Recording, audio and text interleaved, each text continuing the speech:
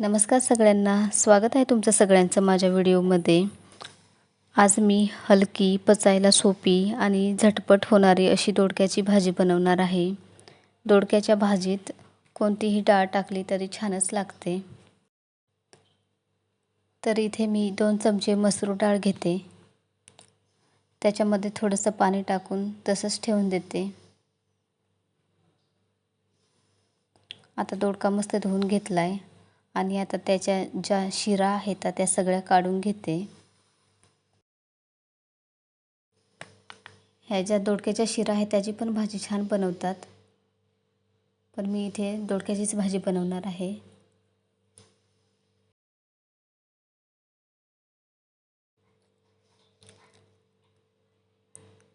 आता सगळ्या दोडक्यांच्या शिरा काढून झाल्यात, आता चिरून घेते। चिरताना इथे कसा पण आकार देऊ शकता, गोल चकत्या किंवा किसून पण बनवू शकता। इथे मी चौकोनी बारीक आकाराचा कापते।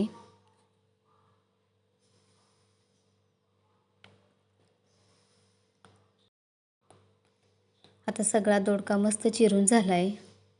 आता एक कांदा बारीक चिरून ठेवलाय, सोबतच 4-5 लसणाच्या पाकळ्या ठेचून ठेवल्यात। आता लगेच गॅस चालू करते आणि गॅसवर कढई ठेवते। कढई पण गरम झाले, त्याच्यामध्ये तेल टाकते। आता गरम तेलामध्ये जराशी मोहरी टाकते आणि जरासं जिरं टाकते। आता लगेच बारीक चिरून ठेवलेला कांदा टाकते आणि मस्त सगळा हलवून घेते। आता ठेचून ठेवलेला थोडासा लसूण टाकते, मस्त कांद्यामध्ये मिक्स करून घेते। आता सोबतच कढीपत्त्याची पानं टाकते आणि ते पण मिक्स करते।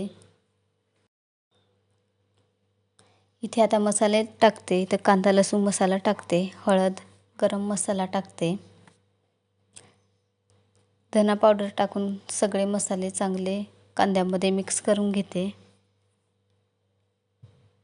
आता त्याच्यामध्ये बारीक चिरलेला दोडका टाकते आणि सगळ्या मसाल्यामध्ये चांगला हलवून घेते।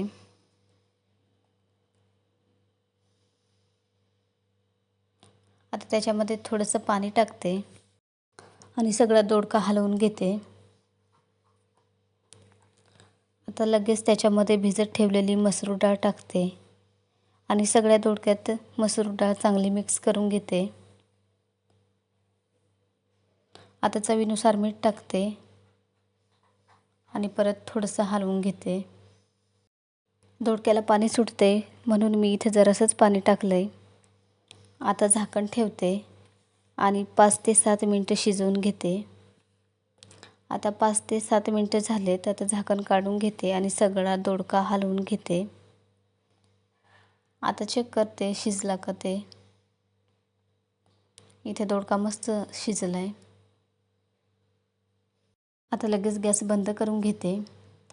त्याच्यामध्ये बारीक चिरलेली कोथिंबीर टाकते आणि सगळी कोथिंबीर सगळ्या दोडक्यामध्ये चांगली मिक्स करून घेते। आता भाजी तयार आहे म्हणून लगेच खाण्यासाठी काढून घेते।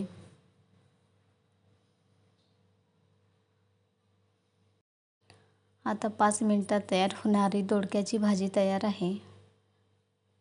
तर वरून थोडीशी कोथिंबीर टाकते। तर कशी वाटली तुम्हाला आजची दोडक्याच्या भाजीची रेसिपी कमेंटमध्ये नक्की सांगा आणि चॅनेलला सबस्क्राईब करा। थँक्यू।